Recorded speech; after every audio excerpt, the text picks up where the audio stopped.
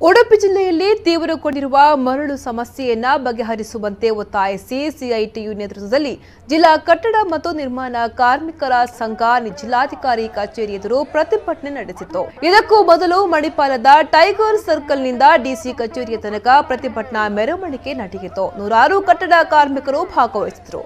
ಜಿಲ್ಲಾಧಿಕಾರಿ ಕಚೇರಿ ಎದುರು ನಡೆದ ಪ್ರತಿಭಟನೆಯಲ್ಲಿ ಶೀಘ್ರವಾಗಿ ಮರಳುಗಾರಿಕೆ ನಡೆಸಲು ಅವಕಾಶವನ್ನು ನೀಡುವಂತೆ ಪ್ರತಿಭಟನಾಕಾರರು ಆಗ್ರಹಿಸಿದರು.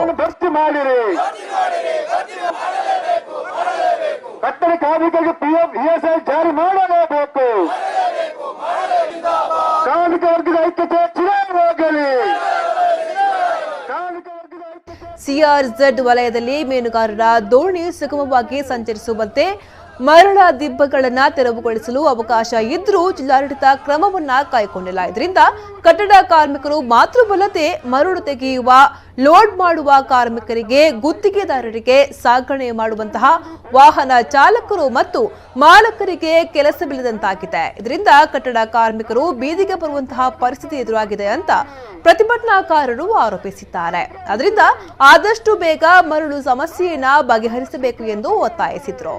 ನಾವು ಇಲ್ಲಿಯವರೆಗೆ ಸಾಧಾರಣ 4 ತಿಂಗಳ ಹಿಂದಿನವರೆಗೆ ಸ್ವಲ್ಪ ಕೆಲಸ ಇದ್ರೂ ಈಗ ಎಲ್ಲ ಕೆಲಸವು ಸ್ಥಗಿತವಾಗಿದೆ. ಹಾಗಾಗಿ ನಮಗೆ ಜೀವನ ನಡೆಸಲು ನಮ್ಮ ಮಕ್ಕಳಿಗೆ ನಮ್ಮನ್ನು ಸಾಕುವುದಕ್ಕೂ ಕಷ್ಟವಾಗಿದೆ. ಹಾಗಾಗಿ ನಮ್ಮ ಕಷ್ಟವನ್ನು ನಮ್ಮ ಜಿಲ್ಲಾಡಳಿತಕ್ಕೆ ಹಾಗೆ ನಮ್ಮ ಜನಪ್ರತಿನಿಧಿಗಳು ತಿಳಿಸುವುದಕ್ಕಾಗಿ ನಾವೆಲ್ಲರೂ ಇಲ್ಲಿ ಬಂದಿದ್ದೇವೆ. ನಮ್ಮ ಕಷ್ಟ ಅದನ್ನು ಬಿಟ್ಟು ಇನ್ನೂ 7 ಬೇಡಿಕೆಗಳು ನಮ್ಮದು